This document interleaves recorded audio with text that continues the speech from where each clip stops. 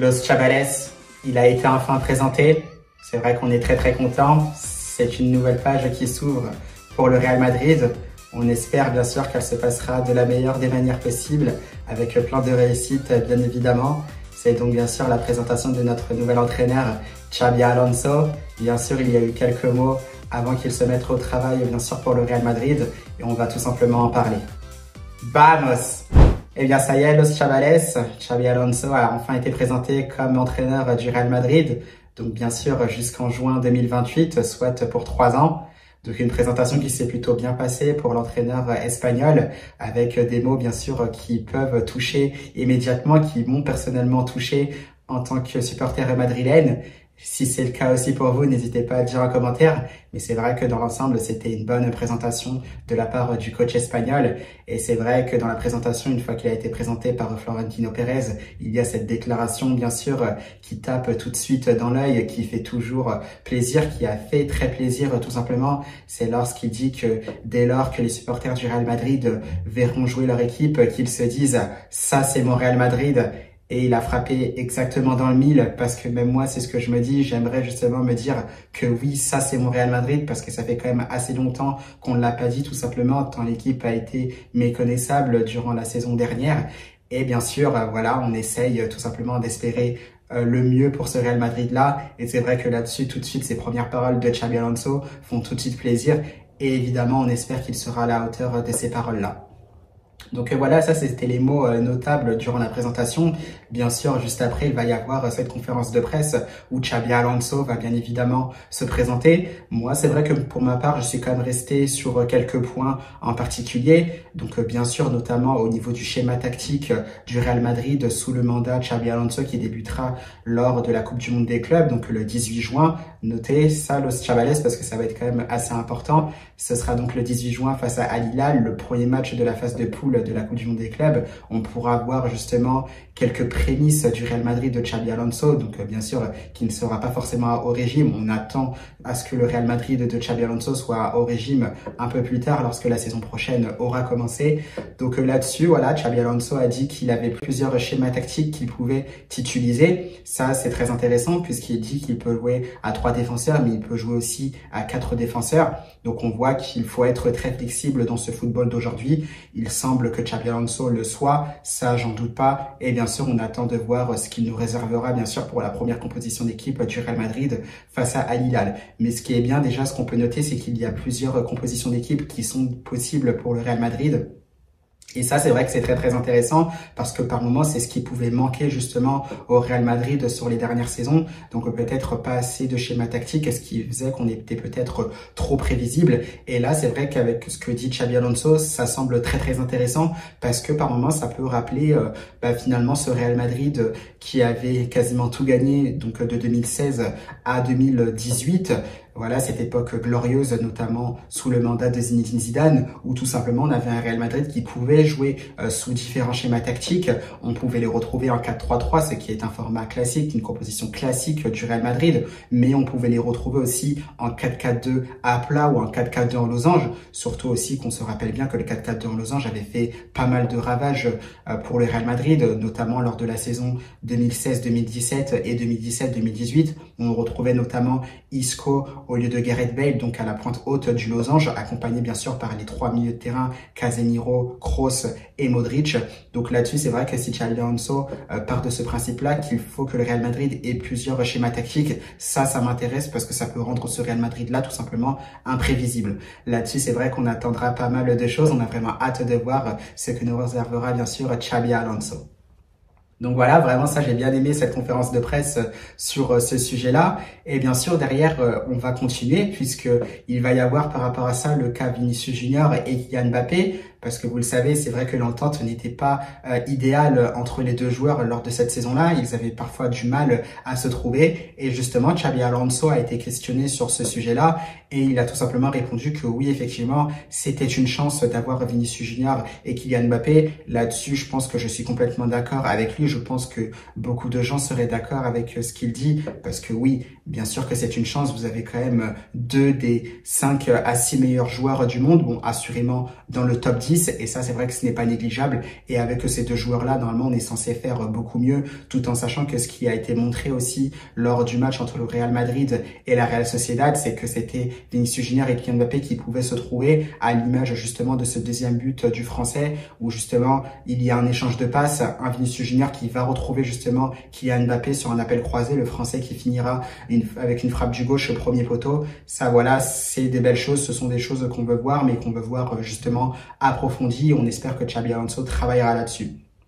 Donc ça, c'est vraiment très très bien. Il a dit justement que par rapport à ça, il aura des idées justement pour que les deux puissent s'entendre, pour qu'ils puissent justement s'épanouir dans ce qu'installera Xabi Alonso. Bien sûr, il y aura des conversations avec les deux joueurs et avec tout le staff de Xabi Alonso pour que les deux joueurs, le français comme le brésilien, sachent effectivement ce que le staff et surtout Xabi Alonso attendent d'eux. Et ça, c'est vrai que c'est très très prometteur. On attend bien sûr justement toutes les communications entre les deux parties, donc voire même les trois, donc Xabi Alonso, Kylian Mbappé et Vinicius Junior bien évidemment. Donc là-dessus, c'est vrai qu'on est très très hypé, ça donne vraiment envie de voir ce Real Madrid-là, même si c'est vrai, bien sûr, le Chavales, on n'oublie pas, ça reste bien sûr que des paroles, donc on attend de voir. Après, c'est vrai qu'il y a un sujet qui est un peu plus compliqué à gérer, bien évidemment, c'est le cas Rodrigo Goes. Alors c'est vrai que c'est assez délicat puisque le Brésilien est effectivement annoncé sur le départ, puisqu'il se dit qu'il n'y aurait pas forcément de place justement pour lui dans un 11 de départ, qu'il serait plus dans un rôle de rotation.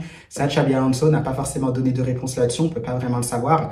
Tout ce qu'il a dit, c'est qu'il aura bien sûr une conversation avec Rodrigo Goes pour savoir de quoi sera fait son avenir. Donc on ne peut pas vraiment prédire ce qui pourrait se passer, même si certains peuvent imaginer. Même moi, c'est vrai que j'ai peur aussi que Rodrigo Goes s'en aille. Ça, on verra bien justement après leur conversation qu'ils auront tous les deux, donc Xabi Alonso et Rodrigo Goes. Mais Xabi Alonso a bien sûr précisé que Rodrigo Goes était vraiment un super joueur. Ça, c'est vrai, c'est le cas parce que même si c'est vrai que par moment, il a des périodes où il est un peu dans le dur, où il passe un peu au travers de ses matchs, il y a des périodes où Rodrigo Goes est vraiment très très fort. On l'a vu notamment lors de cette saison où par moment, des quatre, donc Bellingham, Vini, Mbappé et Rodrigo Goes, c'était bien sûr Rodrigo Goes qui était au-dessus des trois autres. Et ça, c'est vraiment à souligner. Et ça, Xabi Alonso n'a pas manqué de le souligner en disant que c'était vraiment un super joueur et que le Real Madrid aurait besoin de lui pour cette saison-là. Donc bien sûr, on attend de voir ce qu'il se passera de cette conversation-là, ce qu'il en débouchera. À voir, moi franchement, si Rodrigo Goes reste, eh bien je suis tout simplement preneur parce que derrière, ça vous évite aussi de prendre Florian Wirtz par exemple, parce que même si Florian Wirtz est plus annoncé à Liverpool et je pense qu'il signera à Liverpool, vous avez quand même Rodrigo Goes et ça, c'est pas négligeable. C'est aussi un joueur de très haut niveau qui pour moi n'a rien à envier à Florian Wirtz et le Real Madrid aurait tout intérêt à le garder bien évidemment. Bien sûr, si vous n'êtes pas d'accord avec ça, que le Real Madrid devrait plus songer par exemple à prendre un Wirtz qui devrait sans doute partir à Liverpool au lieu de garder un Rodrigo Goes, n'hésitez pas à dire en commentaire. Moi, je suis très très intéressé par cela, par vos avis également. Donc, on verra bien ce qu'il se passera, mais toujours est-il que en contrepartie, il y a aussi Arda Güler qui peut jouer en numéro 10, qui selon la presse aurait peut-être un rôle important sous Xabi Alonso. Ça, c'est vrai qu'on attend de voir, mais il n'y a pas de place pour tout le monde. Donc là-dessus, à voir ce qu'il va se passer. Et bien sûr, à côté de ça, il va y avoir aussi le cas de Jude Bellingham. Vous le savez, Jude Bellingham, c'est un cas qui est extrêmement compliqué au sein du Real Madrid. Et bien finalement, c'est part de son positionnement parce que c'est vrai qu'il pouvait jouer aussi très très haut. On l'a vu qu'il marquait énormément de buts, notamment lors de sa première saison au Real où il a dépassé bien sûr les 20 buts, ce qui était tout simplement énorme pour un milieu de terrain. Et c'est vrai que par moment, on avait tendance à le voir se projeter très très haut tout simplement, que c'était tout simplement un élément offensif, ce qui faisait qu'on était à 4 devant et pas 3. Et c'est vrai que sur ça, Xabi Alonso disait simplement qu'il le voyait beaucoup plus comme un milieu de terrain. Mais c'est vrai que sur ça, qu'est-ce que ça veut dire? Est-ce qu'on verrait plus un Jude Bellingham vraiment dans un rôle de milieu de terrain? Est-ce qu'on le verrait peut-être un peu plus bas ou est-ce qu'on le verrait tout simplement comme un numéro 10 et peut-être dans un 3-5-2 derrière Mbappé et Vini? Ça, c'est vrai, j'attends de voir parce que dans sa projection, dans sa facilité à être box-to-box, cette capacité aussi à gagner des ballons de la tête, à marquer de la tête, tout simplement à scorer, Jude Bellingham est prépondérant dans ce rôle-là. Donc, j'attends de voir tout simplement ce qu'il se passera autour de l'international des Three Lions. Est-ce qu'il sera disponible pour la Coupe du Monde des clubs? Parce que vous savez, il y a aussi ces histoires d'opération au niveau de l'épaule. Ça, bien sûr, on attend de voir si Xabi Alonso pourra compter, bien sûr, sur Jude Bellingham. Mais bien sûr, par rapport à ça, j'imagine que le Real Madrid fera une liste des joueurs convoqués pour cette Coupe du Monde des clubs. Donc voilà ce qu'il se passe, bien sûr, autour de cela. Un Xabi Alonso, bien sûr, qui travaillera sur l'animation défensive, parce que vous le savez, c'est un Real Madrid qui était complètement en difficulté cette saison au niveau défensif. J'ai pas les stats de tous les buts encaissés par le Real Madrid, mais voilà, on n'a pas besoin de faire plein de recherches pour savoir que le Real Madrid encaissait tout simplement des buts à chaque match. Ça, là-dessus, il faudra travailler, tout en sachant que par moment, c'était plus de 1 but par match. Là-dessus, Xabi Alonso en est conscient, il va falloir travailler, et ça, il le sait. Bien sûr, il y a le hockey qui a été donné pour Dean Huysen. Bien, les deux vont travailler ensemble. On a hâte aussi que le jeune Espagnol s'intègre à ce Real Madrid-là. Est-ce qu'il y aura d'autres recrues par rapport à cela? On attend de voir. Bien sûr, on nous disait en début de matinée, donc ce lundi, que la signature de Carreras serait très proche pour le Real Madrid. On attend tout simplement l'annonce, mais ça a l'air d'être très bien parti pour que le latéral gauche rejoigne le Real Madrid. Ça aussi, de ce côté-là, le Chavales, ça va être très très intéressant, puisque apparemment le Real Madrid aimerait voir Ferland Mendy et Fran Garcia partir, mais les deux voilà, ne souhaitent pas partir, et tout en sachant que leur fin de contrat est assez lointaine, puisque je crois que c'est au-delà de 2027. C'est vrai que ça paraît un peu problématique, donc à voir ce que le Real Madrid fera, bien sûr, à la signature d'Alvaro Carreras, puisque théoriquement il y a au moins un défenseur qui devrait partir sur le couloir gauche. Cependant, Los Chavales, c'est vrai que si Xabi Alonso a tendance aussi durant la saison prochaine d'évoluer avec 3 défenseurs, eh bien c'est vrai que la tendance serait plus pour garder Ferland Mendy que Fran Garcia. Je m'explique pourquoi, parce que Ferland Mendy, on a vu notamment lors des saisons précédentes avec le Real Madrid, donc un Real Madrid qui évoluait la plupart du temps en 4-3-3, un Ferland Mendy qui était beaucoup plus défensif, qui ne montait pas beaucoup, étant donné que Vinicius Junior pouvait occuper ce couloir gauche à lui tout seul. Eh bien, je me dis que Ferland Mendy aussi, dans une défense à 3, peut-être plus côté gauche, ça peut être très intéressant, notamment aussi avec sa puissance et par sa vitesse pour couvrir des ballons en profondeur de la part des adversaires. Ça peut être aussi très très intéressant. Et bien sûr, dès qu'il y a besoin, s'il peut évoluer à ce poste de piston gauche pour suppléer par exemple un Carreras, ça peut être très intéressant aussi.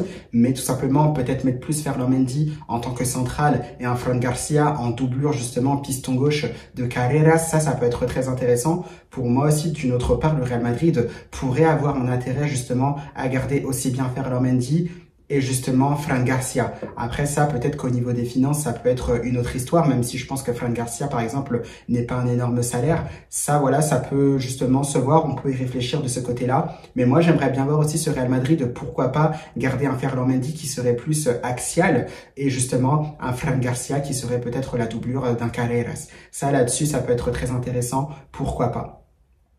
Et bien sûr, au-delà de ça, il y a le cas Modric dans cette présentation en conférence de presse donc de Xabi Alonso, donc par rapport à Modric bien sûr.